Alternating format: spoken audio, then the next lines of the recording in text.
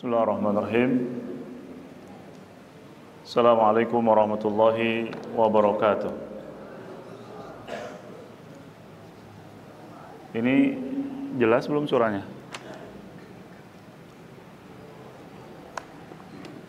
Alhamdulillahirabbil alamin wassalatu wassalamu ala nabiyyina Muhammad wa ala alihi wa ashabihi wa man tabi'ahum bi ihsanin ila yaumiddin wa ba'du. Ikhwah sekalian yang saya hormati dan saya cintai karena Allah Subhanahu wa taala, kita lanjutkan pembacaan kitab Riyadhus Shalihin bab al-iqtisad fil ibadah. Masih pembahasan tentang hadis-hadis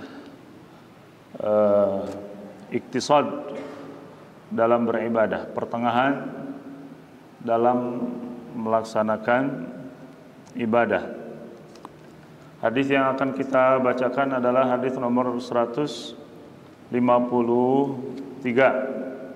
atau nomor 8 dari bab ini. Qala al-muallif rahimahullah wa an Abi Juhaifah Wahb bin Abdullah radhiyallahu anhu, diriwayatkan dari Abi Juhaifah Wahab bin Abdullah. Ini hadis ini sedikit panjang, tapi sering kita dengar dan banyak para ustadz menyampaikannya. Jadi tidak terlalu butuh waktu yang panjang ya. Hadis ini diriwayatkan oleh Abi Juhaifah Wahb bin Abdullah. Beliau ini seorang sahabat junior, sigor sahabat, di mana ketika Rasulullah sallallahu alaihi wasallam wafat, usianya masih belia, ya, belum lam yablug al-hulum, belum dewasa. Tapi walaupun demikian ada beberapa hadis yang diriwayatkan oleh beliau ini, ya, di antaranya hadis ini dan hadis yang disebutkan oleh Ibnu Abdul Bar ketika tajassya, ketika Wahab kecil ini terab. Bahasa Indonesianya terab apa? Hah? Bersendawa. Ya. Dilarang oleh Rasulullah SAW. Kata Rasulullah, cukup kamu jangan bersendawa. Kemudian Rasulullah mengatakan, fa inna aktsaran nasi syab'an fid dunya atwaluhum ju'an yaumal qiyamah. Sesungguhnya kebanyakan orang yang kenyang di dunia ini nanti di akhirat adalah orang yang panjang kelaparannya. Ya, kemudian setelah mendengar hadis itu, idza ta'asya la yataghadda wa idza taghadda la yata'asya. Beliau itu kalau sudah makan siang, nanti malamnya tidak makan malam, ataupun sebaliknya, kalau makan malam tidak makan siang. Jadi cukup 1-2 kali makannya. Ya, mirip-mirip kita lah. Kalau nggak makan siang, kalau makan siang malam nggak baso. Ditambah channel. Ya, begitu beliau menjaga perutnya, saking menjaga amanah Rasulullah, takut khawatir terlalu kenyang, ya, sehingga termasuk dalam ancaman hadis ini. Ya. Qala, isi hadisnya, akhan Nabi sallallahu alaihi wasallam baina Salman wa Abi Darda. Rasulullah sallallahu alaihi wasallam mempersaudarakan antara sahabat Salman Al-Farisi dengan Abi Darda, Uwaimir bin Qais Al-Ansari. Ini sudah terkenal kisahnya, bahwa ketika Rasulullah sallallahu alaihi wasallam hijrah dari Makkah ke Madinah, pilar pertama yang Rasulullah SAW bangun untuk membangun kota Madinah ini, persatuan umat Islam ini, adalah membangun masjid sebagai wadah dan sarana pertemuan umat Islam. Sehingga dari masjid itu terbentuk persatuan yang sangat kuat dan kokoh. Minimal satu hari bertemu 5 kali Kalau yang sibuk-sibuk banyak keluar, minimal ketemu di hari Jumat. Ya. Kemudian setelah selesai itu Rasulullah SAW membangun pilar kedua, yaitu mempersaudarakan antara Ansor dan Muhajirin. Tercatat sekitar 10 sahabat yang berkumpul di rumahnya Anas bin Malik, kemudian dipersaudarakan.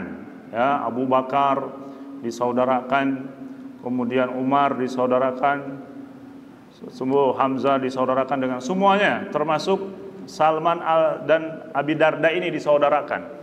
Ya, Salman dan Abi Darda ini disaudarakan. Hanya saja dalam kisah persaudaraan antara Muhajirin dan Ansor, kita lebih seringnya mendengar Abdurrahman bin Auf dan Sa'ad bin Ar-Rabi', betul gak? Karena kisahnya yang fenomenal ketika Sa'ad bin Ar-Rabi' menawarkan kebun, menawarkan rumah, bahkan menawarkan istri. Ya, ini banyak yang terkenal. Di sisanya kita jarang tahu. Nah, ternyata ada kisah juga persaudaraan ini, ya, yang disaudarakan oleh Rasulullah SAW antara Salman dengan Abu Darda ini. Ya. Fazara Salman Abad Darda.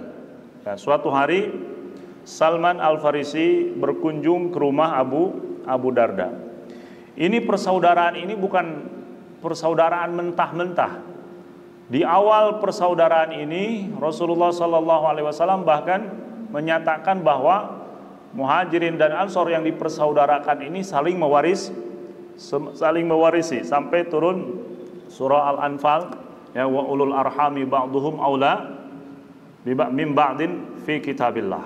Ya, setelah itu tidak ada lagi waris mewaris antara sahabat. Nah, ini Salman berkunjung ke rumahnya Abu Darda.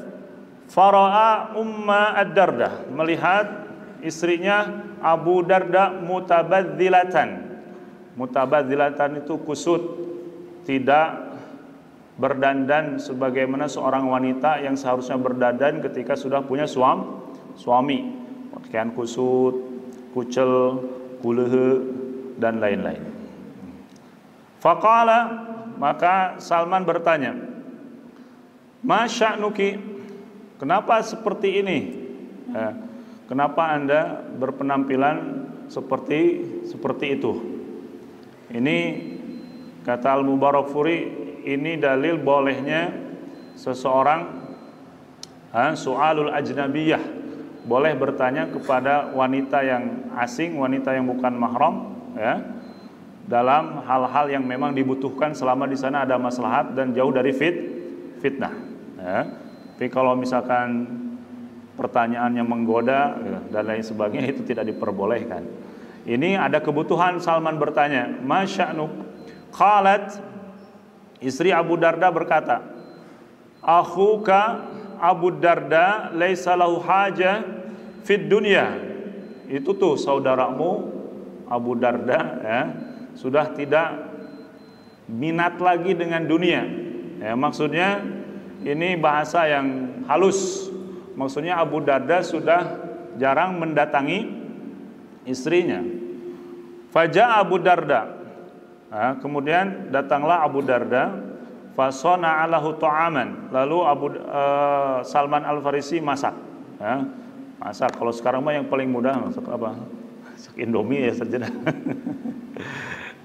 Masaklah, yang penting masak Salman ini. Jadi para sahabat juga bisa masak. Ya, sama kayak antum lah, jago-jago masak. Ya. Faqala lahu, setelah selesai masak, Salman berkata kepada Abu Darda, "Kul." Ya, wahai Abu Darda, silakan makan. Kemudian Abu Darda berkata, "Fa inni shaim," aku lagi puasa. Qala, "Ma ana biakil hatta takul." Kata Salman, pokoknya saya udah masak nih capek-capek, gak mau makan sampai kamu berbuka kemudian makan bersama. Fa'akala, lalu Abu Darda pun ikut makan bersama Salman. Yang asalnya puasa ikut makan, sudah dimasakin, ya, kemudian suruh makan bareng. Ini pun dalil bahwa puasa sunnah itu boleh dibatalkan, ya, sesuai dengan maslahah yang ada. Falamma kana al-lail, kemudian ketika malam tiba, zahaba Abu Darda yakum, ya, Abu Darda bangun untuk melaksanakan qiyamul lail seperti yang biasa dilakukan sepanjang malam, ya.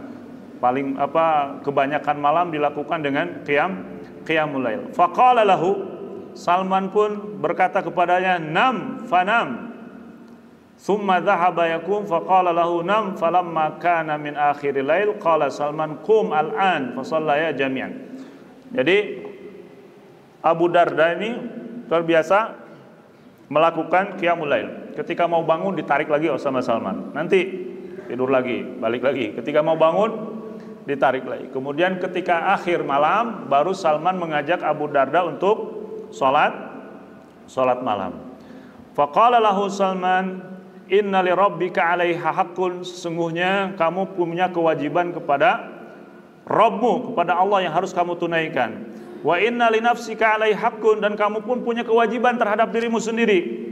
Wa li ahlika 'alaiha haqqun, dan kamu pun punya kewajiban yang harus kamu tunaikan kepada istrimu, ya, keluargamu. Fa'ti kulladzi haqqin haqqahu, maka tunaikanlah kewajiban itu, ya, kepada masing-masing yang harus ditunaikan.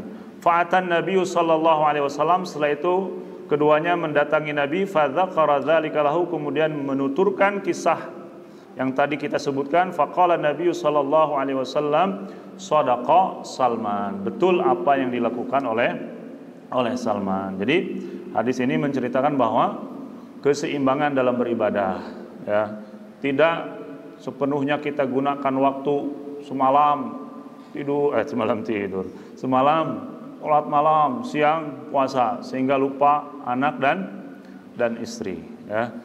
Mudah-mudahan ini, tapi sepertinya hadis ini mah jauh dari kita, ya. Jauh dari saya. Kalau dari antum mungkin dekat, ya. Mudah-mudahan Allah Subhanahu wa taala memberikan kekuatan kepada kita untuk selalu menjaga keseimbangan dalam beribadah dan menunaikan kewajiban kepada orang-orang yang harus kita tunaikan kewajibannya. Assalamualaikum warahmatullahi wabarakatuh.